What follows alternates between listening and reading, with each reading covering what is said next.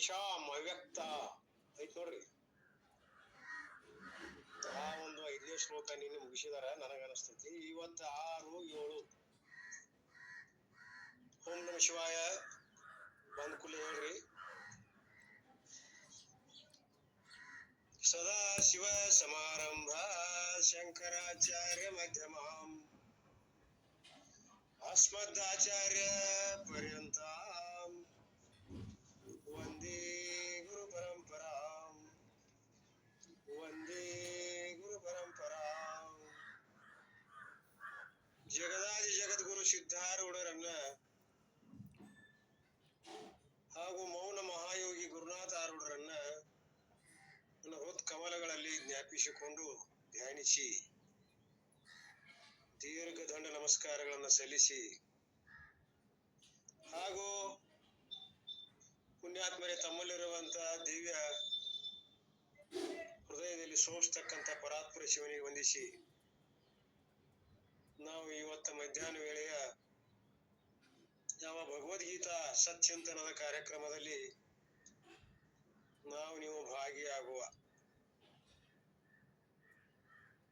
ಭಗವದ್ಗೀತಾ ಕಿಂಚಿದ ದಹಿತ ಗಂಗಾ ಜಲಲವ ಕಣಿಕಾ ಪೀತ ಸಕೃತಪಿ ಯಶ್ಚ ಮುರಾರಿ ಸಮರ್ಚ. ಅರ್ಥಾತ್ ಭಗವದ್ಗೀತೆಯ ಒಂದು ಅರ್ಧ ಶ್ಲೋಕ ನಾವು ಎಷ್ಟ ಜ್ಞಾಪ ಮಾಡಿದ್ರು ಮೀಲಾದ ಪುಣ್ಯ ನಮ್ಮಲ್ಲಿ ಅಂತಃಕರಣದಲ್ಲಿ ಧಾರಣ ಆಗ್ತದೆ. ನಾವು ನಿರಂತರವಾಗಿ ಅದನ್ನ ಪಾರಾಯಣ ಮಾಡ್ತಾ ಇದ್ದೀವಿ, ಅದರ ಅರ್ಥಾನುಸಂಧಾನ ವೃತ್ತಿಯಿಂದ ನೋಡ್ತಾ ಇದ್ದೀವಿ ಅಂದ್ರೆ ನಮಗೆ ಯಾಕೆ ಪುಣ್ಯ ಸಾಕಾಗಬಾರ್ದು. ಈ ಶ್ಲೋಕ ಪಠನ ಮಾಡೋದ್ರಿಂದ ಪುಣ್ಯ ಸಂಗ್ರಹ ಆದ್ರೆ ನಾವು ಆ ಶ್ಲೋಕ ಅರ್ಥಾನುಸಂಧಾನ ವೃತ್ತಿಯಿಂದ ಸರಿಯಾಗಿ ಯೋಗ್ಯ ಗುರುಗಳ ಮುಖಾಂತರವಾಗಿ ಅದರ ಶ್ಲೋಕವನ್ನ ಪಠನ ಮಾಡಿ ಅರ್ಥಾನುಸಂಧಾನ ವೃತ್ತಿಯಿಂದ ನಮ್ಮ ಹೃದಯಗತ ಮಾಡ್ಕೊಳಕೈತಿ ಅಂದ್ಮೇಲೆ ಅಂತ ಪುಣ್ಯ ಇದು ವರ ಪುಣ್ಯ. ಇಲ್ಲಿ ನಿನ್ನಿನ ದಿವಸ ನಾವು ನೀವೆಲ್ಲರೂ ಯಾವ ಭಗವದ್ಗೀತೆಯ 12ನೇ ಅಧ್ಯಾಯದ ಭಕ್ತಿ ಯೋಗದ 5ನೇ ಶ್ಲೋಕವನ್ನು ಕುರಿತು ಈಗಾಗಲೇ ನಾವು ನೀವೆಲ್ಲ ಚಿಂತನೆ ಮುಗಿಸಿ ಮತ್ತು ಅದರ ಬಗ್ಗೆ ವಿಶೇಷ ಚರ್ಚೆಯನ್ನು ಕೂಡ ನಿನ್ನೆ ದಿವಸ ಸವಿಸ್ತಾರವಾಗಿ ಮಾಡಿಕೊಂಡು ಬಂದಿದ್ದೆ. ನಾವು ಇವತ್ತಿನ ದಿವಸ 6ನೇ ಶ್ಲೋಕ ಅದರ ಕುರಿತು ಏನದ ಅನ್ನುವಂಥದ್ದು ಒಳಗ ಪ್ರವೇಶ ಆಗುವ. ಏತು ಸರ್ವಾಣಿ ಕರ್ಮಾಣಿ ಮೈ ಸನ್ಯಸ್ಯ ಮತ್ಪರಃ ಅನನ್ಯೇನ ಏವ ಯೋಗೇನ ಮಾಂ ಧ್ಯಾಯಂತೆ ಉಪಾಸತೆ. ಏತು ಸರ್ವಾಣಿ ಕರ್ಮಾಣಿ, ಎಲ್ಲಾ ಕರ್ಮಗಳನ್ನ, ಸರ್ವಾಣಿ ಕರ್ಮಾಣಿ ಎಲ್ಲಾ ಕರ್ಮಗಳನ್ನ ಯಾರು ಏತು ಯಾರು ಮತ್ಪರಃ ನನ್ನ ಪರ್ಯಾಣರಾದಂತಹ ಭಕ್ತರು, ನನ್ನನ್ನು ದಿನನಿತ್ಯ ಮಾಡಾಕತ್ತೀವಲ್ಲ ನಮ್ಮಂತ ಭಕ್ತರು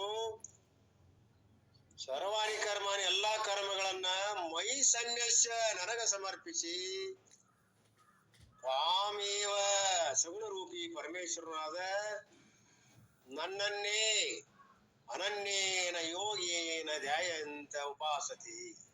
ಅನನ್ಯ ಭಾವದಿಂದ ಭಕ್ತಿಯೋಗದ ಮೂಲಕವಾಗಿ ನಿರಂತರ ಚಿಂತನೆ ಮಾಡ್ತಾ ಮಾಡ್ತಾ ಯಾರು ಸ್ಮರಣ ಮಾಡ್ತಾರಲ್ಲೋ ಅವ್ರಿಗೆ ನಾನು ಒದಗ್ತೀನಿ. ಅದರ ಅರ್ಥ ಏನು ಅಂದ್ರೆ, ಯಾರು ನನ್ನ ಪರಾಯಣರಾದಂತಹ ಭಕ್ತರು ಎಲ್ಲಾ ಕರ್ಮಗಳನ್ನ ಸರ್ವವನ್ನ ನನಗೆ ಸಮರ್ಪಿಸಿ ಸಗುಣ ರೂಪಿಯಾದ ಪರಮಾತ್ಮನಾದ ನನ್ನನ್ನೇ ಅನನ್ಯ ಭಾವದಿಂದ ಭಕ್ತಿಯೋಗದ ಮೂಲಕ ಮುಖ್ಯದ ನಿರಂತರವಾಗಿ ಚಿಂತನೆ ಮಾಡತೆ ಸ್ಮರಿಸ್ತಾರೋ ಅವ್ರಿಗೆ ನಾನು ಲಭ್ಯ ಆಗ್ತೀನಿ. ಇದು ಯಾಕೆ ಹೇಳಕತ್ತಾರ? ತೆಳಗ ಇಳಿದು ಬಂದು ಹೇಳಕತ್ತಾರ. ಹಿಂದಿನ ಶ್ಲೋಕದಲ್ಲಿ ಯಾರು ಎಲ್ಲಾ ಕ್ಲೇಶಗಳನ್ನ ಕಷ್ಟಗಳನ್ನ ನಾಶ ಮಾಡಿಕೊಂಡು ದೇಹಾತ್ಮ ಬುದ್ಧಿಯನ್ನ ಕಳ್ಕೊಂಡು ಯಾರು ಆ ಒಂದು ಅಂತಃಕರಣ ಶುದ್ಧಿ ದ್ವಾರ ಜ್ಞಾನ ಯೋಗ್ಯತೆಯನ್ನು ಪಡ್ಕೊಂಡು ಬಂದಿರ್ತಾರೋ ಅವ್ರಿಗೆ ನಿರ್ಗುಣ ನಿರಾಕಾರವಾದಂತ ಶುದ್ಧ ಸಚ್ಚಿದಾನಂದ ಘನ ನಿರಾಕಾರ ಬ್ರಹ್ಮನ ಸಾಕ್ಷಾತ್ಕಾರ ಆಗ್ತದ. ಅದನ್ನ ಮಾಡ್ಕೊಂಡು ಬರ್ಲಿಲ್ಲ ಅಂದ್ರ ಚಿತ್ತ ಶುದ್ಧಿಯನ್ನ ಸರಿಯಾಗಿ ಮಾಡ್ಕೊಂಡ್ ಬರ್ಲಿಲ್ಲ, ಎಲ್ಲಾ ಕ್ಲೇಶಗಳನ್ನ ಕಟ್ಟಿಕೊಂಡು ಬೇನಿಯಿಂದ ಬಂದಿದ್ರ ಅಂದ್ರ ಅವ್ರಿಗೆ ಆ ಕ್ಲೇಶಗಳಿಂದ ಪರಿಶ್ರಮ ಆಗ್ತದ, ಕ್ಲೇಶ ಅಧಿಕ ತರ. ಅದಕ್ಕ ಅವ್ಯಕ್ತ ಮಾರ್ಗ, ಅವ್ಯಕ್ತವಾದಂತ ನಿರ್ಗುಣ ನಿರಾಕಾರವಾದಂತ ಬ್ರಹ್ಮದ ಒಂದು ಮಾರ್ಗ ಬಹಳ ಕಠಿಣದ. ಅದಾಗಬೇಕಾಗಿತ್ತು ಅಂದ್ರೆ ನಮ್ಮಲ್ಲಿ ಆತ್ಮಶುದ್ಧಿ, ಮನೋಶುದ್ಧಿ, ನಿರ್ಮಲತೆ ಬೇಕಾಗ್ತದ ಅನ್ನುವಂಥದ್ದು ಹಿಂದೆ ಹೇಳಿ ಕೆಳಗೆ ಇಳಿದು ಬಂದ ಪರಮಾತ್ಮ ಸಗಣ ರೂಪ ಉಪಾಸನೆ ಹೇಳ್ತಿದ್ದಾನೆ. ಇದು ಇವರಿಗೆ ನೀರು ಇಳಿದ ಗಂಟಲಲ್ಲಿ ಕಡಬು ತುರುಕಿದಂತ ಐತೆ. ಇವರಿಗೆ ಬೇಡ, ಇನ್ನೊಂದ್ ಸ್ವಲ್ಪ ಕೆಳಗೆ ಬಂದು ಸಗುಣ ರೂಪ ಪರಮಾತ್ಮನ ಉಪಾಸನೆ ಇನ್ನಷ್ಟು ಗಟ್ಟಿ ಮಾಡುವ. ಯಾಕೆ ಅವರು ಕೃತೋಪವಾಸ್ತಿಗಳೆಲ್ಲ, ಅಕೃತೋಪವಾಸ್ತಿಗಳು ಏನ್ ಮಾಡ್ಕೊಂಡ್ ಬಂದಿಲ್ಲ, ಒಮ್ಮೆಲೆ ಬಂದ್ ಬಿಟ್ಟಾರೆ. ಬುತ್ತಿ ಗಂಟು ಕಟ್ಕೊಂಡಿಲ್ಲ, ಏನಿಲ್ಲ. ಅವ್ರ ಸಲುವಾಗಿ ಒಳ್ಳೆ ಅಡಿಗೆ ಮಾಡಿ ಊಟ ಮಾಡಿಸ್ಬೇಕು ನಾವು ಅಂತಾನ ಪರಮಾತ್ಮ. ಯಾವ ಅಡಿಗೆ? ನಮ್ಮ ಮನಸ್ಸಿನಲ್ಲಿರ್ತಕ್ಕಂಥ ಮಲ ವಿಕ್ಷೇಪ ದೋಷಗಳನ್ನು ತೆಗೆದುಹಾಕಿ ಜ್ಞಾನ ಯೋಗ್ಯತೆ ಪ್ರಾಪ್ತ ಮಾಡಿ ಅವರಿಗೆ ನಿರ್ಗುಣವಾದಂತ ಪರಬ್ರಹ್ಮದ ಉಪದೇಶ ಮಾಡೋಣ. ಇದು ಗತಿಗೆ ಹತ್ತುದಲ್ಲ ಅಂತ ತಿಳ್ಕೊಂಡು ಈ ಭಗವದ್ಗೀತೆ 6 ಅಧ್ಯಾಯಗಳ ಕುರಿತು ಕರ್ಮದೋಷ, ಕರ್ಮ ಒಂದು ಯೋಗವನ್ನ ಹೇಳಿದ. ಕರ್ಮಯೋಗದ ಮುಖಾಂತರ ಮಲದೋಷವನ್ನ ಕಳೆದಾಕಿದ. ಮುಂದಿನ 6 ಅಧ್ಯಾಯಗಳು ಈ ಒಂದು ಸ್ವಂತದಲ್ಲ, ಈಗ 12ನೇ ಅಧ್ಯಾಯ ಇಲ್ಲಿವರೆಗೆ ಉಪಾಸನಾ ಯೋಗವನ್ನ ಕುರಿತು, ಉಪಾಸನಾ ಮಾರ್ಗದಿಂದ ಚಿತ್ತ ಚಂಚಲತೆಯನ್ನು ಕಳೆಯುವ ಸಲುವಾಗಿ, ಉಕ್ಷೇಪ ದೋಷ ಕಳೆಯುವ ಸಲುವಾಗಿ ಇದು ಪ್ರಯತ್ನದ ಭಗವಂತಂದು. ಅರ್ಥಾತ್ ನಮ್ಮಲ್ಲಿ ಇರ್ತಕ್ಕಂಥ ಚಿತ್ತ ಚಾಂಚಲ್ಯ ಅದಿತ್ತು ಅಂತಂದ್ರೆ ನಮ್ಮ ಮನಸ್ಸು ಒಂದೇ ಕಡೆ ಕುಂಡ್ರೋದಿಲ್ಲ. ನಾವು ನಿರಂತರವಾಗಿ ಈ ಕಠಿಣತರವಾದಂತ ಸೂಕ್ಷ್ಮ, ಅತಿ ಸೂಕ್ಷ್ಮ ಬ್ರಹ್ಮ ವಿಷಯ ತತ್ವವನ್ನು ತಿಳ್ಕೊಬೇಕಾಗಿತ್ತು. ಕುಶಾಗ್ರ ಮತಿ ಬೇಕು, ಚಂಚಲತೆ ಹೋಗಬೇಕು ಅಂತ ಹೇಳಿ ಪರಮಾತ್ಮ ನಮ್ಮ ಬುದ್ಧಿಯನ್ನ ಸೂಕ್ಷ್ಮ ಮಾಡ್ತಾ ಇದ್ದಾನೆ, ವಿಕ್ಷೇಪ ದೋಷವನ್ನ ಕಳೀತಾ ಇದ್ದಾನೆ. ಅದಕ್ಕೋಸ್ಕರವಾಗಿ ಒಂದ್ ಹೆಜ್ಜೆ ಕೆಳಗೆ ಇಳಿದು ಬಂದು 5ನೇ ಹೆಜ್ಜೆ ಯಾವುದು? ನಿರಾಕಾರ ಪರಬ್ರಹ್ಮನ ಸಾಕ್ಷಾತ್ಕಾರ. ಅದು ಇವ್ರಿಗೆ ನೀಗುವುದಿಲ್ಲ. ಕಡಲು ಯಾವುದು? ಕಡಮಿಳಿಯದ ಗಂಟಲದು. ಆದ್ರಿಂದ ಇವರಿಗೆ ನಾ ಇನ್ನಷ್ಟು ಸಕ್ರೆ ಬೆರೆಸಿ ಹಾಲು ರೂಪದ ದ್ರವ ರೂಪವಾದಂತ ಆಹಾರವನ್ನು ಹಣ್ಣಿನ ರಸ ರೂಪದಲ್ಲಿ ಇವ್ರಿಗೆ ಕೊಟ್ಟು ಪಚನ ಮಾಡುವ ಅಂತ ತಿಳ್ಕೊಂಡು ನಮ್ಮನ್ನ ಓಲೈಸ್ತಾ ಇದ್ದಾನೆ. ಯಾವ್ದದು ಶ್ಲೋಕ ನೋಡ್ರಿ, ಏತು ಸರ್ವಾಣಿ ಕರ್ಮಾಣಿ. ನೋಡ್ರಿ, ನೀವು ಒಂದು ಕೆಲಸ ಮಾಡ್ರಿ ಅಂತಾನ. ಏನು? ನನ್ನ ಒಂದು ಪಾರಾಯಣ ಮಾಡ್ಬೇಕಾಗಿತ್ತು ಅಂದ್ರ ಅಂತ ಭಕ್ತರು ನಿಮ್ ಪಾಲಿಗೆ ಬಂದಂತ ಎಲ್ಲಾ ಕರ್ಮಗಳನ್ನ, ವಾಚಕ ಇರ್ಲಿ, ಮಾನಸಿಕ ಇರ್ಲಿ, ಶಾರೀರಿಕ ಇರ್ಲಿ, ಯಾವುದೇ ಕರ್ಮಗಳನ್ನ, ಸಗುಣ ರೂಪಿಯಾದಂತ ಯಾವುದೇ ಉಣ್ಣುವ, ತಿನ್ನುವ, ನೋಡುವ, ಮುಟ್ಟುವ, ಮೂಸುವ, ನಡೆಯುವ ಎಲ್ಲಾ ಕರ್ಮಗಳನ್ನ ಸಗುಣ ರೂಪಿಯಾದಂತ ನನಗ ಈಶ್ವರನಿಗೆ ಅನನ್ಯ ಭಾವದಿಂದ ಭಕ್ತಿಯೋಗದ ಮೂಲಕ ನಿರಂತರ ಚಿಂತನೆ ಮಾಡ್ತಾ ಮಾಡ್ತಾ ನನ್ನಲ್ಲಿ ಒಂದಾಗಬೇಕಾಗ್ತದ ಅನ್ನುವಂತ ಮಾತನ್ನ ಇಲ್ಲಿ 6ನೇ ಶ್ಲೋಕದಲ್ಲಿ ಭಗವಂತ ಹೇಳಿದಾನೆ. ಇಲ್ಲಿ ಹೇಳ್ತಾ ಇದ್ದಾರೆ ಇದೇ ಶ್ಲೋಕ. ನಾನು ಹಿಂದೆ ಹೇಳ್ಕೊಂಡು ಬಂದೀನಿ, ನೆನಪಾಯ್ತಿಲ್ಲೋ ಅಂತ ಕೇಳ್ತಾನೆ. ಯಾವುದು? 11ನೇ ಅಧ್ಯಾಯದ 55ನೇ ಶ್ಲೋಕ ಗುರುಗಳು ಹೇಳ್ಯಾರ. ಇಲ್ಲಿ ಅದೇ ಕೌನ್ಸ್ನಾಗ ಇಟ್ಟಾರ. ಅದೇ ಅಧ್ಯಾಯದ ಕೊನೆಯ ಶ್ಲೋಕವನ್ನ ನಾನು ಮತ್ತಿಲ್ಲಿ ಪ್ರಾರಂಭ ಮಾಡ್ತಾ ಇದ್ದೇನೆ. ಯಾಕೆ? ಗಟ್ಟಿಗೊಳಿಸಬೇಕಲ್ಲ. ಅಂತಃಕರಣ ಅಷ್ಟು ದೌಡ್ ಹದ ಆಗುದಿಲ್ಲ. ಮುಂಜಾನೆ ನಾಮದಾರ ಗುರುಗಳು ಹೇಳ್ಯಾರ, ಅಷ್ಟಗರ ಕೆಲಸ ಅಲ್ಲಿದು, ಕಬ್ಬಿಣದ ಕಡಲೆ. ಅಂತಃಕರಣ ಶುದ್ಧಿ ಆಯ್ತು ಅಂತಂದ್ರ ಮುಂದ್ ಕೆಲಸ ಬಹಳ ಇಲ್ಲ, 90% ಮುಗದಂಗ. ಮುಂದ ಒಂದ ಮಾದಿಗೆ ಜ್ಞಾನ ಆಗಿಬಿಡ್ತದ, ಅದ್ರದೇನು ಬಹಳ ಕೆಲಸ ಇಲ್ಲ. ಅದಕ್ಕೆ ಶ್ರೀ ಗುರು ವಚನ ಉಪದೇಶವನ್ನು ಆಲಿಸಿದಾಗಲ್ಲವುದು ನರರಿಗೆ ಮುಕ್ತಿ. ಉತ್ತಮ ಅಧಿಕಾರಿಗಳ ದಾಟಿ ಹೋಗಿಬಿಡ್ತಾರ ಅವರು ಒಂದ ಮಾತಿಗೆನ. ಯಾಕಂದ್ರೆ ಕೃತೋಪಾಸ್ತಿಗಳು ಎಲ್ಲಾ ಮಾಡ್ಕೊಂಡು ಬಂದಿರ್ತಾರ ಅಂತರಂಗ ಶುದ್ಧಿಯನ್ನ. ಅಂತರಂಗವಾದಂತ 11 ಸಾಧನೆಗಳನ್ನ ಮಾಡಿರ್ತಾರ ಅವರು. ಯಾವ 11 ಸಾಧನೆಗಳು? ಮಾಡಿಕೊಡ್ತಾ ಇದ್ದೇನೆ. ನಿಷ್ಕಾಮ ಕರ್ಮ, ನಿಷ್ಕಾಮ ಉಪಾಸನೆ, ಹಾಗೂ ವಿವೇಕ ವೈರಾಗ್ಯ ಆದಿಗಳು, ಮತ್ತು ಸಾಧನ ಸಂಪತ್ತಿ. ಸದ್ಗುಣ ಸಂಪತ್ತಿ 6 ತರದ ಸಂಪತ್ತಿಗಳು ಮುಮುಕ್ಷತ್ವ, ಶ್ರವಣ ಮನನ ನಿಧಿಧ್ಯಾಸನ ಮತ್ತು ತತ್ವಂ ಮತ್ತು ತತ್ ಮತ್ತು ತಂಪದದ ಶೋಧನೆ. ಒಟ್ಟು 11 ಆಗ್ತಾ ಇವು. ಈ 11 ಅಂತರಂಗ ಸಾಧನೆಗಳನ್ನು ಯಾರು ಗಟ್ಟಿ ಮಾಡಿರ್ತಾರಲ್ಲ ಅವರಿಗೆ ಮಾತ್ರ ಈ ಜ್ಞಾನ ಆಗ್ತದೆ. ನಿರ್ಗುಣ ನಿರಾಕಾರವಾದಂತ ಪರಬ್ರಹ್ಮ. ಇವು ಆಗ್ಯಾವೇನ್ ನಮಗ? ಆಗಿಲ್ಲ ಅಂದ್ರೆ ನಮ್ಮನ್ನು ಹೊಳ್ಳಿ ಒಂದನೇತಿಗೆ ಕಳಿಸ್ತಾರ, ಎರಡನೇತಿಗೆ ಹಚ್ಚುದಿಲ್ಲ. ಅಲ್ಲಿ ಇನ್ನೊಂದು ವರ್ಷ ನಾವು ಕಷ್ಟಪಟ್ಟು ಅಭ್ಯಾಸ ಮಾಡಿ ಮುಂದೆ ಬರಬೇಕು. ಅದಕ್ಕ ನಮ್ಮನ್ನ ಪರಮಾತ್ಮ ನಮ್ಮನ್ನ ಮೇಲ್ಪಾಸ್ ಮಾಡಿ ಕೆಳಗಿಳಿಸಿದಾನೆ. ನೀವು ಇನ್ನೊಂದು ವರ್ಷ ಕೆಳಗೆ ಹೋಗಿ ಸಗಣ ಉಪಾಸನೆಯನ್ನ ಕೃತೋಪಾಸ್ತಿಗಳಾಗಿ ಹೊರಗೆ ಬರ್ರಿ. ನೀವು ಅಕೃತೋಪಾಸ್ತಿಗಳಿದ್ರಿ, ಮಾಡಿಕೊಂಡು ಬರ್ರಿ, ಎಲ್ಲಾ ರೆಡಿ ಮಾಡಿಕೊಂಡು ಬರ್ರಿ, ಯೋಗ್ಯತಾ ಮಾತ್ ಮಾಡ್ಕೋರಿ. ಅರ್ಹತೆ ಇದ್ರೆ ನಿಮ್ಮನ್ನ ನಾ ತಗೋತೇನಪ್ಪ ಮುಂದಿನ ಕ್ಲಾಸ್. ಹಾಗೆ ಭಗವಂತ ಇಲ್ಲಿ ಅನನ್ಯ ಭಕ್ತಿ ಯೋಗದ ಮೂಲಕ ನನ್ನ ಚಿಂತನ ಮಾಡ್ರಿ ಅಂತ ಹೇಳ್ತಾನ. ಗುರುಗಳದನ್ನ ಯಾವ ರೀತಿ ಹೇಳ್ತಾರ ಅನ್ನೋದು ನಾವು ನೀವು ನೋಡ್ತಾ ಹೋಗೋಣ. ಅರ್ಥಾತ್ ನೋಡ್ರಿ, ಇಲ್ಲೇ ಅವ್ರು ಹೇಳ್ತಾರೆ, keeping me as the primary goal and dedicating all the actions unto me. ನೀವು ನನ್ನನ್ನೇ ಟಾರ್ಗೆಟ್ ಇಟ್ಕೊಳ್ರಿ. ಮೂಲ ಟಾರ್ಗೆಟ್ ಯಾವುದು? ನಾನೇ. ನನ್ನನ್ನ ಮುಂದಿಟ್ಟುಕೊಂಡು ಗುರಿ ಇಟ್ಟುಕೊಂಡು ನೀವೆಲ್ಲಾ ಕರ್ಮಗಳನ್ನ, ಶಾರೀರಿಕ ಮಾನಸಿಕ ಎಲ್ಲಾ ಕರ್ಮಗಳನ್ನ, ವಾಚಕ ಕರ್ಮಗಳನ್ನ ನನಗ ಅರ್ಪಿಸಿಬಿಡ್ರಿ. ಎಲ್ಲಾ ನಿಂದಪ್ಪ ಭಗವಂತ, ನಂದೇನು ಇಲ್ಲ ಪರಮಾತ್ಮ.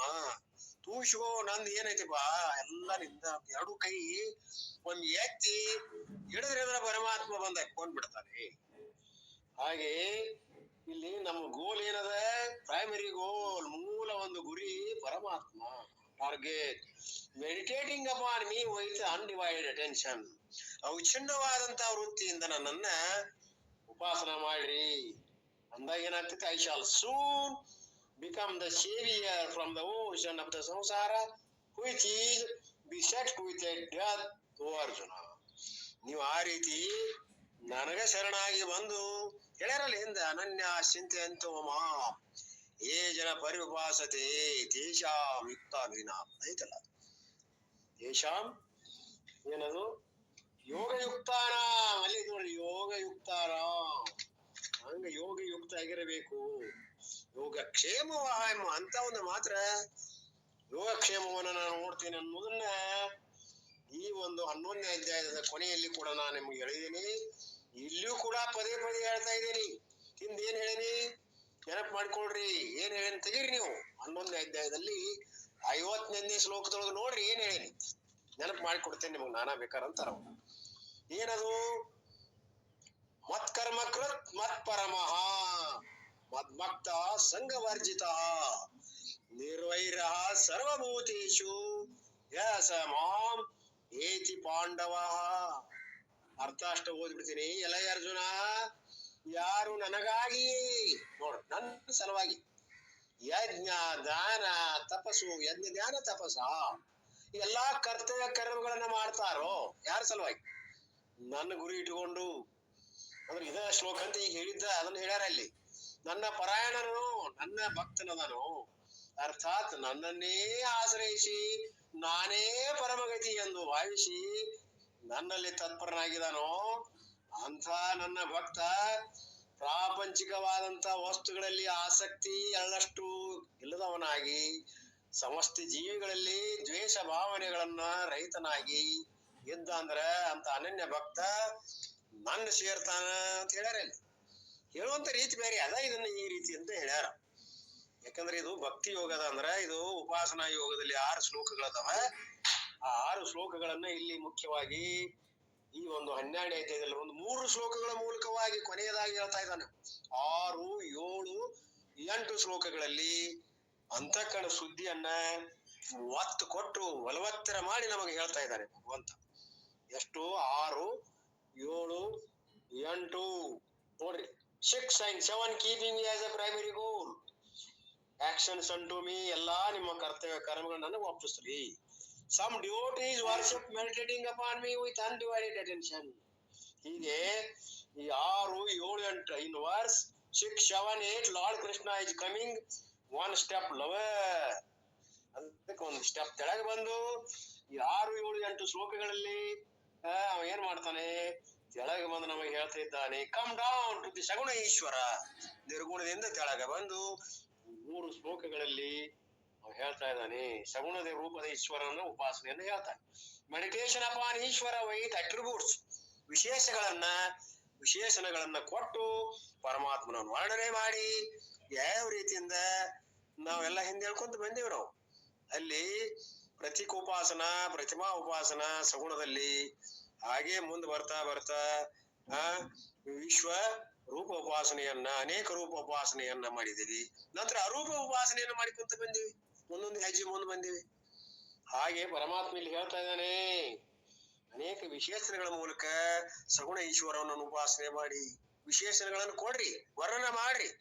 ವಿಷ್ಣು ಸಹಸ್ರನಾಮ, ಶತಸಹಸ್ರನಾಮ, ಓಂ ನಮ ಶಿವಾಯ ಅನ್ರಿ. ಇವನ್ನೆಲ್ಲ ಅಂತಃಕರಣ ಶುದ್ಧ ಆಗ್ತದ. ಅದಕ್ಕ ನೀವ್ ಏನ್ ಮಾಡ್ರಿ, ಇದನ್ನೆಲ್ಲ ಮಾಡ್ರಿ ಅಂತ ಹೇಳ್ತಾನೆ ಪರಮಾತ್ಮ. ನೋಡ್ರಿ ಹೆಂಗ ಅಟ್ರಿಬ್ಯೂಟ್ಸ್ ಅಂದ್ರೇನ, ವಿಶೇಷಣಗಳ ಮೂಲಕ ವರ್ಣನ ಮಾಡ್ರಿ, ಭಗವಂತನನ್ನ ಕೊಂಡಾಡ್ರಿ, ಹೊಗಳ್ರಿ. And there also I divided saguna Ishwara into two types. ಆ ಒಂದು ಈಶ್ವರನ ಉಪಾಸನೆ 2 ಪ್ರಕಾರ ನಾ ಹೇಳಕತ್ತೀನಿ, ಒಂದು ಸಗುಣ, ಒಂದು ನಿರ್ಗುಣ. I do not know whether you remember, one ಸಗುಣ Ishwara is the Lord as the entire universe. ಸಗುಣ ಈಶ್ವರ ಅಂತಂದ್ರೇನು? ಇಡೀ ಜಗತ್ತೇ. ಈಶ್ವರ ಅಂದ್ರೇನು? ಈ ಜಗತ್ತಿನ ಸೃಷ್ಟಿಗೆ ಕಾರಣ ಆದಂತ ಈಶ್ವರ. ಈಶ್ವರನೇ ಜಗರೂಪ ತಾಳಿದಾನೆ. ಆ ಒಂದು ಸಗುಣ ರೂಪದ ಈಶ್ವರ ಉಪಾಸನೆಯನ್ನ ಮಾಡ್ರಿ. ಒನ್ ಸಗುಣ Ishwara is the Lord as the entire universe. ಇಡೀ ಜಗತ್ತಂದ್ರ ಅವನು. ಯಾಕ ಅವನಿಂದ ಕಾರಣ ರೂಪ ಅಂತ ಈಶ್ವರನೇ ಇದಕ್ಕ ತಯಾರ ಮಾಡಿದನ ಅಂದ್ಮೇಲೆ ಕರ್ತೃ ರೂಪದಿಂದ ಆ ಒಂದು ಕಾರಣ ಕಾರ್ಯವನ್ನು ಬೇರೆ ಇರುವುದಿಲ್ಲ. ಕಾರಣವೇ ಕಾರ್ಯರೂಪ ಆಗಿ ತೋರಿಸ್ತೈತಿ ಅಂದ್ಮೇಲೆ ನಾವು ಈಶ್ವರನ ಉಪಾಸನೆ ಮಾಡ್ರಿ. ಇದು ಮಧ್ಯಮ ಹಂತ. ಮತ್ ಕಾರ್ಯಕಾರಣ ಭಾವ ಅದ ಕೊನೆಯದಲ್ಲ. ಕಾರ್ಯ ಅದ್ರೊಳಗಿಲ್ಲ, ಕಾರಣನು ಇಲ್ಲ ಅಂತ ಮುಂದೆ ಹೇಳ್ತಾರೆ. ಇದು ಮಧ್ಯಮ ಅಧಿಕಾರಿ ಬೋಧ ಇರ್ಲಿ. ಇಲ್ಲಿ ಆ ಪ್ರಕಾರವಾಗಿ ನಾವು ಆ ಮಧ್ಯಮ ಹಂತದ ಸಗುಣ ರೂಪದ ಈಶ್ವರನ ಉಪಾಸನೆಯನ್ನ ನಾವು ಮಾಡಬೇಕು. Ishwara is the lord as the entire universe. ಇಡೀ ಜಗತ್ತಿಗೆ ಯಾರು ಒಡೆಯ? ಅವ ಸರ್ವಜ್ಞತ, ಸರ್ವ ಕರ್ತೃತ್ವಾದಿ, ಸರ್ವ ನಿಯಾಮಕ, ಎಲ್ಲಾ ಅಷ್ಟಗುಣ ಐಶ್ವರ್ಯವುಳ್ಳಂತ ಭಗವಂತ. ಹೀಗೆ ನಂತರ ಏನ್ ಮಾಡ್ಬೇಕು? ಅವ ಈ ವಿಶ್ವರೂಪ ಈಶ್ವರ, ಅವನಿಗೆ ವಿಶ್ವರೂಪ ಈಶ್ವರ ಅಂತಾರ. ದ ವಿರಾಟ್ ರೂಪ ಈಶ್ವರ, ಅವನಿಗೆ ವಿರಾಟ್ ಅಂತಾರೆ. Described in the 11th chapter. ಅದನ್ನ 11ನೇ ಅಧ್ಯಾಯದಲ್ಲಿ ನಾವೆಲ್ಲ ಮಾಡ್ಕೊಂಡು ಬಂದೇವಿ. ವಿಶ್ವರೂಪ ಉಪಾಸನೆಯನ್ನು ಮಾಡ್ಕೊಂತ ಬಂದೇವಲ್ರಿ. ಅಲ್ಲೆಲ್ಲ ನಿರ್ಗುಣ ಮತ್ತು ಸಗುಣ ಅಂತ ಮಾಡ್ಕೊಂಡು ಬಂದೇವಿ. ವಿರಾಟ್ ರೂಪ ಉಪಾಸನೆ ಎಷ್ಟು ಹಂತದೊಳಗದಾವ್ರಿ? 11 ಪೂರ್ತಿ ಎಲ್ಲ ಅದ. ಆ ಪರಮಾತ್ಮ ಸಗುಣ ರೂಪದಿಂದ ಎಲ್ಲೆಲ್ಲಿ ಯಾವ ರೂಪದಿಂದ ತೋರ್ಪಡಿಸಿಕೊಂಡಾನ, ಇಡೀ ಅಧ್ಯಾಯ 40 ಶ್ಲೋಕ ಅದಾಗ ಇಟ್ಟಾರ. ಅಲ್ಲಿ ನೋಡ್ರಿ ನೀವು, ಗೆಟ್ಟದ ವಿಷ್ಣು ಸಹಸ್ರನಾಮ, ಧ್ಯಾನ ಶ್ಲೋಕ, ಇವನ್ನೆಲ್ಲಾ ನೋಡ್ರಿ. ಹಿಂದಿನ್ನು ಅಲ್ಲಿ ವಿಶ್ವರೂಪ ಉಪಾಸನೆ ಬಗ್ಗೆ ನಿಮಗ ಅನೇಕ ರೂಪದಿಂದ ನಾವು ಹೇಳ್ಕೊಂತ ಬಂದೇವಿ ಅಂತ ಹೇಳಿದ್ರು.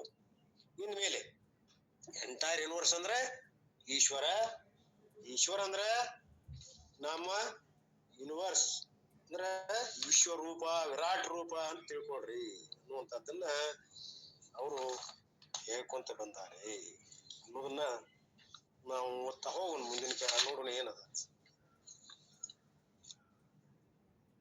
ಯಾಕಂದ್ರ ಸತ್ಕರ್ಮ ಮತ್ತು ಉಪಾಸನೆಗಳಿಂದ ಚಿತ್ತ ಶುದ್ಧಿಯನ್ನ ಹೊಂದಬೇಕು. ಅಂದಾಗ ನಿತ್ಯ ವಸ್ತು ವಿವೇಕ ಬರ್ತದ, ಆಮೇಲೆ ವೈರಾಗ್ಯ ಬರ್ತದ, ಆಮೇಲೆ ಸಮಾಧಿ ಸಟ್ ಸಂಪತ್ತಿ ಉತ್ಪನ್ನ ಆಗ್ತಾವ. ಆವಾಗ ನಾವು ಬ್ರಹ್ಮಜ್ಞಾನ ಪಡಿಲಿಕ್ಕೆ ಅಧಿಕಾರ ಆಗ್ತೇವಿ. ಇಂಥ ಅಧಿಕಾರಿಗೆ ಯಾವ ಭೇದ ಇಲ್ಲ, ಯಾರಾದ್ರೂ ಸಾಧಿಸಬಹುದು. ಯಾವುದೇ ಲಿಂಗ, ವಯಸ್ಸು, ಆಶ್ರಮ ಇವುಗಳ ನಿರ್ಬಂಧ ಇಲ್ಲ.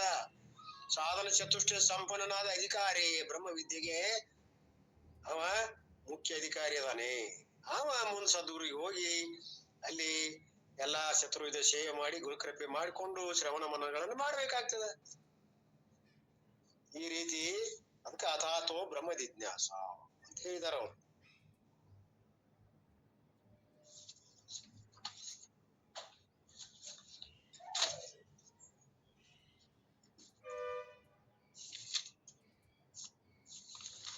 ಮುಂದೆ ಹೋಗ್ತೀನಿ ನೋಡ್ರಿ.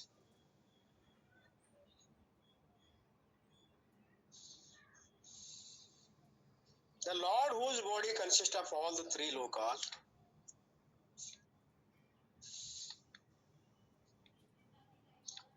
Virat Ishvara described in the 11th chapter, which we get the Vishnu Sahasranama ಧ್ಯಾನ.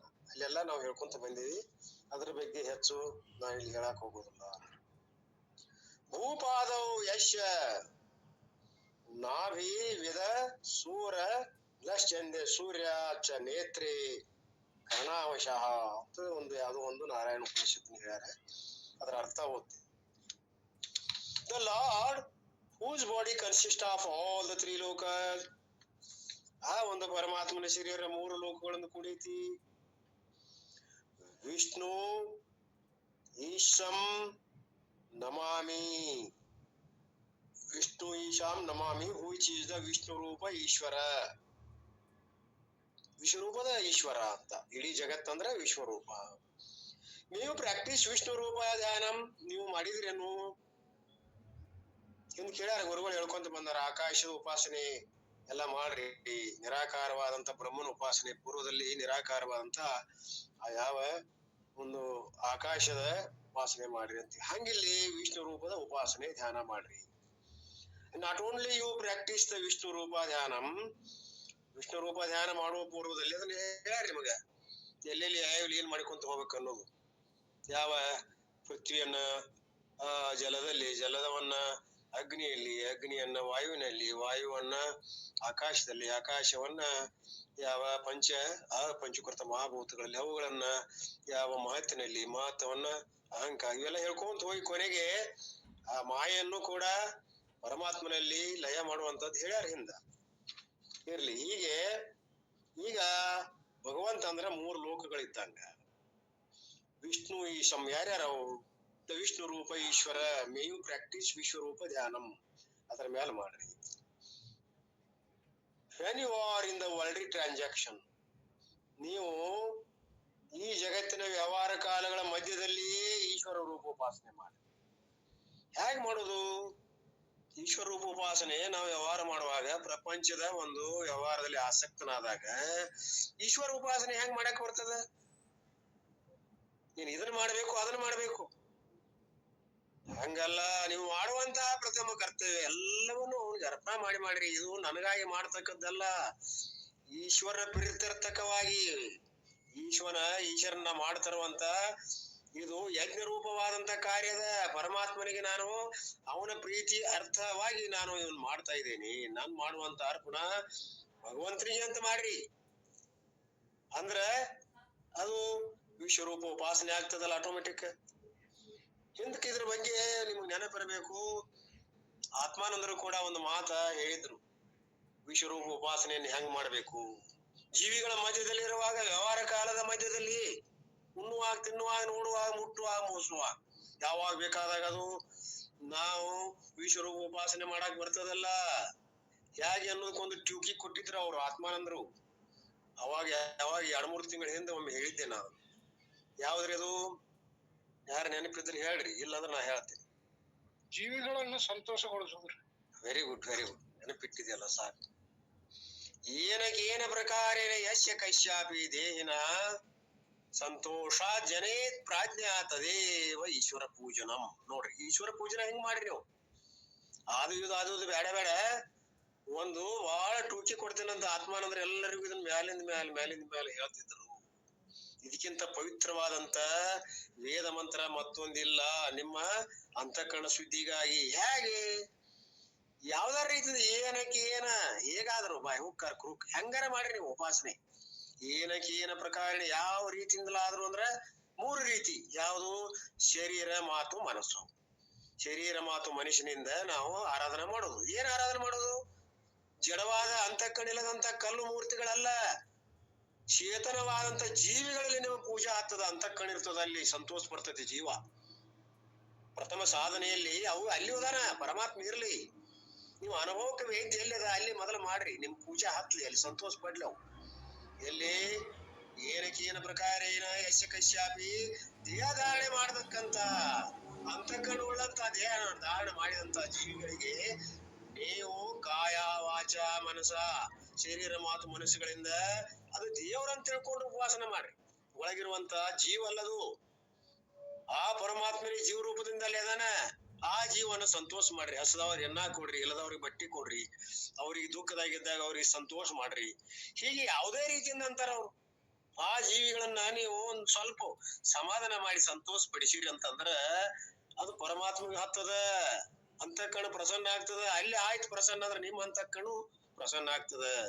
ಹೀಗೆ ವಿಶ್ವರೂಪಿ ಉಪಾಸನೆಯನ್ನು ನೀವು ಮಾಡಕ್ ಸಾಧ್ಯ ಆಗ್ತದ, ಇಲ್ಲರ ಆಗೋದಿಲ್ಲ. ಏನಂತ ಮಾಡವ್ರಿ ನೀವು ಅಂತಿದ್ರು. ವಿಶ್ವರೂಪ ಉಪಾಸನೆ ಮಾಡ್ಬೇಕಾಗಿತ್ತಂದ್ರ, ವಿರಾಟ್ ರೂಪ ಉಪಾಸನೆ ಮಾಡ್ಬೇಕಾಗಿತ್ತಂದ್ರ, ಈಶ್ವರ ರೂಪ ಉಪಾಸನೆ ಮಾಡ್ಬೇಕಾಗಿತ್ತಂದ್ರ ಈ ರೀತಿ ಮಾಡ್ರಿ. ಎಲ್ಲಾ ಜೀವಗಳಲ್ಲಿ ಪರಮಾತ್ಮನನ್ನು ಕಾಣುವ ಅಭ್ಯಾಸ ಮಾಡ್ರಿ. ಜೀವ ರೂಪದಿಂದ ಎಲ್ಲೆಲ್ಲದಾವ ಎಲ್ಲ ಪರಮಾತ್ಮ ಪ್ರಕಟ ಆಗ್ಯಾನಪ್ಪ ಅಲ್ಲಿ. ಅವಕ್ ನೋಯಿಸಬಾರದು, ದುಃಖ ಆಗ್ಬಾರ್ದು. ಇಲ್ಲಾಂದ್ರೆ ಪರಮಾತ್ಮಕ್ ದುಃಖ ಆಕೈತಿ. ನಾವ್ ಬೇದ್ರ ಅವ್ರಿಗೆ ದುಃಖ ಆಗ್ತದ, ಬಡದ್ರ ದುಃಖ ಆಗ್ತದ. ಅಹಿಂಸಾ ಮಾರ್ಗದಿಂದ ನಾವು ಎಲ್ಲ ಒಳ್ಳೇದ್ ಮಾಡೋನು. ನಾನ್ ಬಂದ್ ಉಸಿರು ಸಹಿತ ಕಲ್ಯಾಣ ಆಗ್ಬೇಕು ಅಂತಿದ್ರು ಅವ್ರು. ನೀವು ಬಿಡುವ ಉಸಿರಾದ್ರೂ ಕೂಡ ಕಲ್ಯಾಣ ಕಡೆನ ಹೋಗ್ಬೇಕದು, ಒಳ್ಳೇದಾಗಬೇಕು. ಗಿಡ ಮರಗಳು ಉಸಿರು ಬಿಡ್ತಾವ, ಜಗತ್ತು ಕಲ್ಯಾಣ ಆಗ್ತದ. ಪ್ರಾಣವಾಯು ಬಿಡ್ತಾವ್ರಿ ಅವು, ಅಂಗಾರಾಮ್ಲ ವಾಯು ತಗೋತಾವ. ನಮ್ಮ ಹವೆಯನ್ನ ಪ್ರಾಣವಾಯು 3 ಪಟ್ಟು ಕೊಟ್ಟು ಶುದ್ಧ ಮಾಡ್ತಾವ. ನಮಗ ಏನಾಗ್ಯಾವು, ನಮಗ ಕೊಡುಗೆ ಆಗ್ಯಾವು. ನಿಸರ್ಗದ ಒಂದು ಪರಮಾತ್ಮನ ಕೊಡುಗೆ, ಸಸ್ಯವರ್ಗ. ಅಂತವ್ರು ನೋಸ್ತೇವಲ್ಲ ನಾವು. ಮರ ಬೆಳೆಸಿ ಗಿಡ ಉಳಿಸಿ ಅಂತಾರ ಅವ್ರು. ಯಾಕ? ಅವು ನಮ್ಗ ಆಪ್ತರು, ನಮ್ಗ ಅವು ಎಲ್ಲಾ ರೀತಿಯಿಂದ ಸಹಾಯ ಮಾಡ್ತಾವ. ಹಂಗ ನಾವೇನ್ ಮಾಡ್ತೇವಿ? ಏನು ಇಲ್ಲ. ಹಂಗ ನೀವು ಜಗತ್ತಿಗೆ ಕಲ್ಯಾಣ ಬಯಸ್ರಿ. ನೀವು ಏನಾದ್ರೂ ಒಂದ್ ದೃಷ್ಟಿಯಿಂದ ಒಳ್ಳೇದ್ ಮಾಡಾಕ್ ಕಲೀರಿ. ಗಿಡ ಮರಗಳಿಗಿಂತ ಕೀಳಾಗಬೇಡ್ರಿ, ಕೆಳಗ್ ಬರಬೇಡ್ರಿ. ಅವ್ ಅಲ್ಲದ್ದು ತಗೊಂಡು, ನಮ್ಮ ಮಲಮೂತ್ರಗಳನ್ನ ತಗೊಂಡು, ನಮ್ಮ ಅಂಗಾರಾಮ್ಲಾವಿ ತಗೊಂಡು ಒಳ್ಳೆ ಹಣ್ಣುಗಳನ್ನ, ಗಿಡ ಮರಗಳನ್ನ, ನೆರಳನ್ನ ಕೊಡ್ತಾವಲ್ಲ. ಹಂಗ ನೀವು ಜೀವಿಗಳಿಗೆ ಕಲ್ಯಾಣ ಮಾಡ್ರಿ. ಇನ್ನೊಂದು ಬೇಡ. ಜೀವಿ ಅದು ಜೀವಿನ, ಅದು ಗಿಡ ಮರಗಳು. ಅಂತಃಕರಣ ಇದ್ದಲ್ಲಿ ಪೂಜೆ ಮಾಡಿ ನಿಮ್ಮ ಅಂತಃಕರಣ ಸ್ವಚ್ಛ ಮಾಡಿಕೊಡ್ರಿ. ಇಲ್ಲಿ ಅನ್ವಯಿಸ್ತದ ಇದು. ಯಾಕಂದ್ರೆ ವಿಶ್ವರೂಪ ಉಪಾಸನೆ ಅದ ಇದು. ಒಬ್ಬೊಬ್ಬರು ಗುರುಗಳು ಒಂದು ರೀತಿಯಿಂದ ಅನುಕೂಲ ಮಾಡಿ ಕೊಟ್ಟಾರ. ಇರ್ಲಿ, ಈ ಗುರುಗಳು ಕೂಡ ಇಲ್ಲಿ ಭಗವದ್ಗೀತೆಯಲ್ಲಿ ಕೃಷ್ಣ ಪರಮಾತ್ಮ ಈ ವಿಶ್ವರೂಪ ಉಪಾಸನೆ ಹಿಂಗ್ ಹೇಳ್ಯಾನ. ಎಲ್ಲ ಒಂದೇ ಅದು. ವಿಚಾರ ಮಾಡಿದ್ರೆ ಆಂತರಿಕ ದೃಷ್ಟಿಯಿಂದ ಎಲ್ಲ ಒಂದ. ಅವ್ನು ಒಪ್ಸೋದಂದ್ರೆ ಏನು? ಅವನು ಪ್ರಸನ್ನ ಮಾಡೋದು, ಸಂತೋಷ ಪಡಿಸೋದು, ಎಲ್ಲ ಒಂದೇ. ಜಗತ್ ಅದ ನೋಡ್ರಿ, ಅದನ್ನ ಬರ್ದಾರ ಇಲ್ಲಿ. ಜಗತೀಶಾದಿ ಯುಕ್ತಂ ಸೇವನಂ ಅಷ್ಟಮೂತಿ ದಿಗ್ದೇವ ಪೂಜನಂ. ಅದನ್ನ ಹೇಳ್ಯಾರ ನೋಡಿ. ಜಗತ ಈಶಾದಿ ಯುಕ್ತ ಸೇವನಂ ಅಷ್ಟಮೂರ್ತಿ ದೃಕ್ದೇವ ಪೂಜನಂ. ದೃಕ್ಕದೇವ, ದೃಕ್ಕನ್ನ, ದೃಗ್ರೂಪ ಇರುವಂತಹ ಪರಮಾತ್ಮನ ಸಾಕ್ಷಿಯಾಗಿ ನೋಡ್ತಿರ್ತಾನೆ ಎಲ್ಲವನ್ನು ಎದುರಿಟ್ಟ. ಆ ಪರಮಾತ್ಮನ ಈಶ್ವರದನೇ, ಅವನ ಪೂಜೆ ಮಾಡ್ರಿ. And therefore Krishna tells us, there are some other seekers who are in the 4th rung of the ladder. And what do they do? Sarvani karmani mayi sanyasta. So they dedicate all the actions at my feet. And where are the feet of the Lord? ಎಲ್ಲವನ್ನು ಪರಮಾತ್ಮನ ಪಾದಕ್ಕೆ ಅರ್ಪಣೆ ಮಾಡ್ರಿ. ಸರ್ವಾಣಿ ಕರ್ಮಾಣಿ ಮಯಿ ಸನ್ಯಸ್ಯಾಯ. ಅರ್ಥಾತ್ ಸರ್ವಾಣಿ ಪಾಣಿ ಪದಂ ತತ್ ಸರ್ವತೋ ಶೀಶಯೋ ಮುಖಂ. ಸರ್ವತ್ರ ಪಾಣಿ ಪದಂ. ಎಲ್ಲ ಕಡೆ ಇರುವಂತ ಪಾದಗಳು ನನ್ನೂರನ ಜೀವಿಗಳೆಲ್ಲ ಪಾದಗಳಲ್ಲ. ಸರ್ವತೋ ಮುಖ, ಸರ್ವತೋ ಬಾವು, ಸರ್ವತೋ ಚಕ್ಷು. ಹೀಗೆ ಎಲ್ಲ ಕಡೆ ನಾನೇ ಎಲ್ಲ ಕಡೆ ತುಂಬಿಕೊಂಡೇನೆ ಅನ್ನುವಂತ ಸರ್ವತ್ರ ರೂಪ ಉಪಾಸನೆಯನ್ನ, ಅಂದ್ರೆ ವಿಶ್ವರೂಪ ಉಪಾಸನೆಯನ್ನ, ಎಲ್ಲ ಕಡೆ ಪರಮಾತ್ಮನ ಪಾದವನ್ನ ನೋಡ್ರಿ. Lord's feet are everywhere. So when I am doing an action, this action goes to the world. ಏನೋ ಒಂದು ಕ್ರಿಯೆ ಮಾಡ್ರಿ ನೀವು, ಅದು ಯಜ್ಞ ರೂಪದೊಳಗಿರ್ಬೇಕು. ಇಂದ ಅದನ್ನ ಹೇಳ್ಯಾರಲ್ಲ, ಪಂಚಯಜ್ಞಗಳನ್ನ ಹೇಳ್ಯಾರಲ್ರಿ. ಯಾವ ಹೇಳ್ರಿ, ಯಾರ ಒಂದೆರಡು? ದೇವಯಜ್ಞ ಒಂದು, ಭೂತಯಜ್ಞ, ಋಷಿಯಜ್ಞ, ಪಿತೃಯಜ್ಞ. Very good. ಮತ್ತ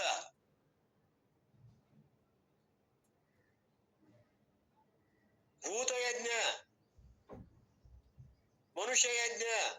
ಎಟ್ ಅದು ನೋಡ್ರಿ, ಏನಸರಿ? ಈ ಯಜ್ಞಗಳನ್ನ ನಾವು ಈ ನಿಷ್ಕಾಮದಿಂದ ಪರಮಾತ್ಮನಿಗೆ ನಾವು ಮಾಡ್ತಾ ಇದ್ರ ಇದಕ್ಕಿಂತ ಬೇರೆ ಏನಿಲ್ಲ.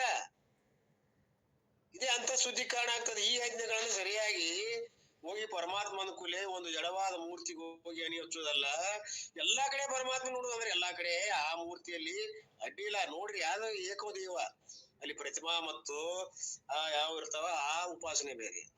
ಅದು ಮೊಟ್ಟ ಮೊದ್ಲೇದ್ದು ಅದು ಮಂದ ಅಧಿಕಾರಿಗಳಿಗೆ. ಈಗ ನಾವು ವಿಶ್ವರೂಪಕ್ಕೆ ಬಂದೇವಲ್ಲ, ಎಲ್ಲಾ ಕಡೆ ನೋಡುವಂತದ್ದು. ಅದಕ್ಕೆ ಅವ್ರು ಹೇಳಿದ್ರು, ಈ ಯಜ್ಞಗಳನ್ನಾರ ಮಾಡ್ರಿ, ಮನುಷ್ಯ ಯಜ್ಞ ಮಾಡ್ರಿ, ಜೀವಿಗಳನ್ನ ಸಂತೋಷ ಮಾಡ್ರಿ, ಕೆರಿ ಕಾಲು ಎಲ್ಲಾ ಕಟ್ಟಿಸ್ರಿ, ಧರ್ಮ ಛತ್ರಗಳನ್ನ ಸ್ಥಾಪಿಸ್ರಿ, ಹಸ್ತವ್ರಿಗೆ ಅನ್ನ ಕೊಡ್ರಿ, ಬಟ್ಟೆ ಕೊಡ್ರಿ. ಮನುಷ್ಯರಿಗೆ ಮನುಷ್ಯರಾಗಬೇಕು, ನೆರಳಾಗಬೇಕು. ಮನುಷ್ಯರನ್ನ ಮನುಷ್ಯರು ಕಾಡಬಾರ್ದು. ಹಾಗೆ ಮನುಷ್ಯ ಯಜ್ಞ, ದೇವಯಜ್ಞ. ಎಲ್ಲಾ ದೇವತೆಗಳು ನಮ್ಗೆ ಎಷ್ಟು ಸಹಕಾರಿ ಇದಾವ್ರಿ. ಎಲ್ಲಾ ಇಂದ್ರಿಯಗಳಿಗೆ ಒಂದೊಂದು ದೇವತೆಗಳದಾವ. ಮಳಿ ಅರುಣದಾನ, ಅಗ್ನಿ ದೇವದಾನ, ಸೂರ್ಯ ದೇವದಾನ, ಇವೆಲ್ಲಾ ನಿಯಾಮಕ ದೇವಗಳು ನಿರಂತರವಾಗಿ ನಮ್ಮ ಸಲುವಾಗಿ ಸೇವಾ ಮಾಡಕತ್ತವಲ್ಲ. ಅವ್ ನೆನಸುದ್ರಿಂದ ಅಂತ ಭಾವ ನಮ್ಮಲ್ಲಿ ಬರ್ತದ, ನಿಸ್ವಾರ್ಥ ಭಾವ ಬರ್ತದ. ಅದಕ್ಕೆ ದೇವಯಜ್ಞ. ಪಿತೃಯಜ್ಞ ಅಲ್ರಿ, ನಮ್ಮನಿಷ್ಟು ಜ್ವಾಕಿ ಮಾಡಿ ಹಡದ ಜೋಪಾನ ಮಾಡಿ ನಮ್ಮ ತಂದೆ ತಾಯಿಗಳು ಪಿತೃಗಳು ಮ್ಯಾಲ ಅದಾರ. ಅವರು ಪಿತೃಲೋಕದಲ್ಲಿ ಅವ್ರ ನೆನಪು ಮಾಡ್ತಿರೇನು? ವರ್ಷದಲ್ಲಿ ಒಮ್ಮೆರ ಬೇಡ, ಒಮ್ಮೆ ನೆನಪು ಮಾಡ್ರಿ ಸಾಕು. ದಿವಸ ಮಾಡಿದಂಗ ನಿಮ್ದು 1 ವರ್ಷ ಅಂದ್ರ ಅವ್ರಿಗೆ 1 ದಿವಸ. ವರ್ಷದಾಗ ಒಮ್ಮೆ ಮಾಡ್ತಿರಲ್ಲೋ, ಅವ್ರಿಗೆ ದಿವಸ ಹೋಗಿ ಮುಟ್ತೈತ್ರಿ. ಪಿತೃಯಜ್ಞ, ಶ್ರಾದ್ದ ಕರ್ಮಗಳನ್ನ ಮಾಡ್ರಿ, ಅದೊಂದು ಹೇಳ್ಯಾರ ಅವ್ರು. ಮತ್ತ ಋಷಿ ಯಜ್ಞ, ವೇದಗಳು ಈಗ ಓದಾಕತ್ತೀವಲ್ಲ, ಮತ್ತೆ ಎಲ್ಲಿದೆ ಇವನ್ ಪೂಜೆದಿಂದ ಕಾಣ ಹೋಗ್ಬೇಡ. ನಾವು ಎಲ್ಲಾ ಗ್ರಂಥಗಳನ್ನ ಕೊಂಡು ಇಟ್ಟು ಪೂಜೆ ಮಾಡೋದಲ್ಲ, ಅವುಗಳನ್ನ ನಿಯಮಿತವಾಗಿ ದಿನಾಲು ಒಂದ್ ಅಧ್ಯಾಯ ಓದ್ಕೊಂತ ಇದ್ರೆ ಅದ್ರ ಪೂಜೆ ಆಕತಿ. ನಾವು ಪೂಜೆ ಮಾಡಾಕತ್ತಿ, ಒಂದ್ ಗಂಟು ಕಟ್ಟಿ ಕ್ಯಾಂಪ್ ಅರಿಬಿ ಸೂತಿಕೆ ಅಂತ ಜಗಲಿ ಮೇಲೆ ಬಿಟ್ಟು ಕ್ಯಾಸ ಉದ್ದಕ್ಕೆ ಬರೀ ನಮಸ್ಕಾರ ಮಾಡಿರ ಆಗ್ತತೇನು? ಇಲ್ಲ. ಈ ಪುರಾಣರೇ ಇರ್ಲಿ, ಅಥವಾ ಸಿದ್ದಾರೂಢಪ್ಪನ ಪುರಾಣರೇ ಇರ್ಲಿ, ಅಥವಾ ನಿಜಗುಣರ ಗ್ರಂಥಗಳರೇ ಇರ್ಲಿ, ದಿನಾಲು ಟೈಮ್ ಟೇಬಲ್ ಹಾಕೊಂಡು ಒಂದೊಂದು ಅಧ್ಯಾಯ ಓದಿದ್ರೆ ಋಣ ಮುಟ್ತದ. ಆ ಋಷಿಗಳು ಎಷ್ಟು ಕಷ್ಟಪಟ್ಟು ಜ್ಞಾನ ಮಾಡಿ ತಪಸ್ಸು ಮಾಡಿ ನಮ್ಗೆ ಬರದ. ನಿಜಗುಣ್ರ 12 ವರ್ಷ ತಪಸ್ಸು ಮಾಡ್ಯಾರ್ರಿ. ಗಿಡದಾಗ ಕುಂತ ಅಭ್ಯಾಸ ಮಾಡ್ಯಾರ ಅವರು, ಬರ್ತಾರಂತ. ಒಂದು ಹೊರಸ ಕಟ್ಟಿರಂತ್ರಿ ಅವ್ರಲ್ಲಿ ಪಲ್ಲ, ಒಂದು ಟೈಪ ಗಿಡದಾಗ ಮರಕ್ಕ ಕಟ್ಟಿ ಒಂದೊಂದ ಅಧ್ಯಾಯ ಬರೆಯಾಕತ್ರಂತ ಅವ್ರು. ಜೀವ ಸಂಬೋಧನೆ, ಇದು ಶಿವಕಾರುಣ್ಯ ಬರದ್ರು. 5 ಹಗ್ಗ ಕಟ್ಟಿದ್ರ ಅದಕ್ಕ, ಆ ಏನು ಹೊರಸೈತಿಲ್ಲ ಅದಕ್ಕ. ಅದ್ರ ಮ್ಯಾಲ ಕುಂತ್ರು, ಗಟ್ಟಿ ಕುಂತು ಬರೆಯಾಕತ್ರಂತ. ಈ ಕೇಳಿ ನಾನು ಮಠದಾಗ. ಆಮೇಲೆ ಒಂದ್ ಅಧ್ಯಾಯ ನನ್ನಲ್ಲಿ ಸತ್ಯತ್ವ ಇದ್ರ, ಈ ನಾ ಬರೆದಂತ ಶ್ಲೋಕಗಳಲ್ಲಿ ನಿಜವಾದ ಸತ್ಯತ್ವ ಇದ್ರ 1 ಹಗ್ಗ ಕಟ್ ಮಾಡ್ತೀನಿ, ಅಂತಲ್ಲಿ ನಿಂದ್ರಬೇಕು, ಏನಾಗ್ಬಾರ್ದು.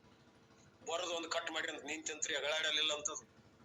ಅಲ್ಲೇ ತಪ್ಲಾ ತಿಂತಿದ್ರಂತ, ಅಲ್ಲೇ ಬರಿತಿದ್ರಂತ. ಆಮೇಲೆ 2ನೇ ಬರೆದ್ರು, ಮುಂದಿಂತು ಈ ಎಲ್ಲಾ ಬರಿತ ಶಾಸ್ತ್ರಗಳನ್ನೆಲ್ಲ ಬರೆದು ಎಲ್ಲಾ ಹಗ್ಗ ಕಟ್ ಮಾಡ್ರಿ, ಅಂತರಲ್ಲೇ ನಿಂತಿತ್ತಂತ್ರಿ. ಎಷ್ಟರ ಮಟ್ಟಿಗೆ ಸರಿ ಇದು ಒಟ್ಟು ಹೇಳಿದ್ದು. ಆವಾಗ ನನ್ನಲ್ಲಿ ಸತ್ಯತ್ವದ, ಈ ಗ್ರಂಥಗಳ ನಿಜವಾದ ಸತ್ಯತ್ವದ, ಇದರಲ್ಲಿ ಸಂಶಯ ಇಲ್ಲ ಅಂತ ತಿಳ್ಕೊಂಡು ಆರಾಧನೆ ಮಾಡಾಕಿ ಹೋಗಿ ಮನುಕುಲಕ್ಕೆ ಅರ್ಪಣ ಮಾಡೋನು. ಈಗಂಕ ಸಾಧ್ಯ ಆಗಿಲ್ಲ. ಒಂದು ಗವಿ ಒಳಗಿಟ್ಟು ಆ ದೇಹ ಅವ್ರು ಹೋಗ್ಬಿಡ್ತಾರ, ಗೊತ್ತಾಗದಂಗ. ಅಂತಿ ಕಾಲ ಬಂದಿರ್ತದ. ಮುಂದ 300 ವರ್ಷಗಳ ನಂತರ ಮತ್ತೊಬ್ಬ ಮಹಾತ್ಮ ಬಂದು ಇವುಗಳನ್ನು ಓದು ಪ್ರಚಾರ ಮಾಡ್ತಾನಂತ ಸಂಕಲ್ಪ ಮಾಡಿ, ನಾನಾ ಬಂದು ಇವುಗಳನ್ನ ತಗೊಂಡು ಹೋಗಿ ನಾನು ಪ್ರಚಾರ ಮಾಡ್ತೀನಿ ಅಂತ ತಿಳ್ಕೊಂಡು ಸಿದ್ಧಾರೂಢರೇ, ನಿಜಗುಣರೇ ಸಿದ್ಧಾರೂಢರಾಗಿ ಅವರೆಲ್ಲ ಮೈಸೂರು ಅರಮನೆ ಒಳಗೆ ಇದ್ದು ಹೋಗಿ ತಮ್ಮ ಆಸ್ತಿ ತಾವು ತಗೊಂಡು ಹುಬ್ಬಳ್ಳಿಗೆ ತಗೊಂಡ್ಬಂದು ಇವನ್ನೆಲ್ಲ ನಮಗ್ ಉಣಬಡಿಸ್ಯಾರ. ನೋಡ್ರಿ ಎಷ್ಟು ಕಷ್ಟಪಟ್ಟಾರ ಅವರು 300 ವರ್ಷದ ಹಿಂದಿಂದು. ಈಗ ಅವ್ರು ಸಿದ್ಧಾರೂಢರಾಗಿ ಬಂದು ನಮಗೆಲ್ಲ ಹಂಚಾಕತ್ತಾರ ಷಟ್ಶಾಸ್ತ್ರಗಳನ್ನ. ಎಂತ ತಪಸ್ಸಿನ ಶಕ್ತಿ ನಾವು ಪಡಿಬೇಕಾದ್ರೆ, ಎಂತ ಪುಣ್ಯ. ನಾವು ನಿಜಗುಣ ಶಾಸ್ತ್ರ ಅಭ್ಯಾಸ ಮಾಡೋದ್ರ ಸಾಮಾನ್ಯ ಅಲ್ರಿ, ಅದು ಪುಣ್ಯ ಬೇಕು. ಬರೀ ಒಂದ್ ಯಾವ್ದಾರ ಜ್ಞಾನ ಪ್ರತಿಪಾದನ ಓದ್ರಿ, ಕೈವಲ್ಯ ಪದ್ಧತಿ ಓದ್ರಿ, ಮುಕ್ತ ಆಗ್ಲೇಬೇಕು. ಸರಿಯಾಗಿ ನಿಷ್ಠೆಯಿಂದ ಆ ಶಾಸ್ತ್ರಗಳನ್ನ, ನಿಜಗುಣ ಶಾಸ್ತ್ರಗಳನ್ನ ಓದಿದ್ರ ನಿಜಗುಣರೇ ನಾವು ಸಂಶಯನೇ ಇಲ್ಲ. ಅಷ್ಟು ಎಂತ ವಾಕ್ರಿ ಹಂಗಾರ ಬರೆದಿರ್ಬೇಕು ಅವ್ರು. 3 ಸಾಲ ಎಲ್ಲರಿಗೂ ತಿಳಿತಾವ. ಆದ್ರ ಬಲ್ಯದ ಗುರುವಿನಿಂದ ಕೇಳಿದ್ರ ವೇದ್ಯ ಆಗ್ತಾವ ಅಂತ ಕಾರಣಕ್ಕೆ. ಎಲ್ಲರೂ ಚಿತ್ ಸುದ್ದಿ ಅಂಕ ಆಗ್ತದೆ, ತಿಳಿದ್ರು ಹಕ್ಕತ್ತಿಲ್ಲ, ಓದ್ಬೇಕು ದಿನಾಲು. ನಮಗ ಸಚ್ಚಿದಾನಂದ ಗುರುಗಳು ನಿಮಗ್ ತಿಳಿದೇ ಇರ್ಲಿ, ದಿನಾಲು ಯಾವ ಪರಮಾರ್ಥ ಗೀತೆ ಹಾಡಿನ ರೂಪದೊಳಗೈತಿ ಯಾಕೆ ಅನ್ಬಾರದು ನೀವು? ಅನುಭವ ಸರ್ ಹಾಡಿನ ರೂಪದೊಳಗೈತಿ ಯಾಕೆ ಒಂದೊಂದು ಅಧ್ಯಾಯ ಓದಬಾರ್ದು? ಹಾಡ್ ಅನ್ರಿ, ಆಮೇಲೆ ಅದ್ರ ಅರ್ಥಾನುಸಂಧಾನ ತಾನು ಹೊಳ್ಕೊಂತ ಹೋಗ್ತೈತಿ. ಓದುದ ಬೇಡ ಮುಂದ. ಒಂದ್ ವರ್ಷ ನಿರಂತರ ಯಾರು ಪಠನ್ ಮಾಡ್ತಾರ ಅವ್ರಿಗೆ ತಾನೇ ವೇದ್ಯ ಆಕೈತಿ ಅಂತ ಗುರು ಕೃಪಾತ್ ಅಂತದ್ರಾಗ. ಗುರುಗಳು ಬೇಡ ಏನ್ರಿ? ಅಷ್ಟು ಶಕ್ತಿ ಬರ್ತದ ಅದ್ರಾಗ ಒಂದ್ ವರ್ಷ ನೀವು ಪಠನ್ ಮಾಡಿದ. ಅದಕ್ಕ ಅಂತ ತಪಸ್ಸು ವೇದ ಗುರುಗಳಿಗೆ ಆ ವೇದ ಋಣ ಹೋಗ್ಬೇಕಾಗಿತ್ತು ಅಂದ್ರ ನಾವು ಅದನ್ನ ದೇವ ಋಣ ತೀರಿಸ್ಬೇಕು. ಇದು ಋಷಿ ಋಣ. ಋಷಿ ಋಣ ತೀರಿಸ್ಬೇಕಾಗಿತ್ತಂದ್ರ ಈ ಗ್ರಂಥಗಳು ಇಲ್ಲಿ ಮಠ ಓದೇವು, ಚಾಪಿಸ್ಕೊಂಡ್ ಬಂದೇವು, ನಿರಂತರವಾಗಿ ಓದ್ಬೇಕು. ಇವನ್ನ ಇಡೋದಲ್ಲ. ಅದಕ್ಕೆ ನಾಮದಾರ ಗುರುಗಳು ಇದು ನಾವು ಹೇಳ್ತಾ ಕೇಳ್ತಾ ಇದನ್ನ ಇದ್ರ ಇದು ನಮಗೂ ಆಗ್ತದೆ, ಇನ್ನೊಬ್ರಿಗೂ ಆಗ್ತದೆ, ಎಲ್ಲರಿಗೂ ಆಗ್ತದೆ ಅಂತ ನಮ್ಮನ್ನ ಕಟ್ಟಿಕೊಂಡು ಅವ್ರೆಲ್ಲರೂ ನಮ್ಮನ್ನ ಗಟ್ಟಿ ಮಾಡಿ ನಾವು ಅದನ್ನೆಲ್ಲ ಹೇಳ್ತಾ ಇದ್ದಾರೆ. ಇಂತ ಒಂದು ಲೋಕ ನಮ್ಮ ಮೋಕ್ಷಳ ಕಲ್ಯಾಣ ಆಗ್ತಾ ಇದೆ ಅಂತ. ಇದು ಒಂದು ಪೂಜಾನನ. ಅವ್ರು ಹೇಳುದು ಅವ್ರು ಮಾಡುದು ಪೂಜಾನನ. ಇದು ಒಂದು ಪೂಜಾನನ ಅಂತ ಸುದ್ದಿ ಆಗ್ತದೆ ಓದುದ್ರಿಂದ ನಾವು.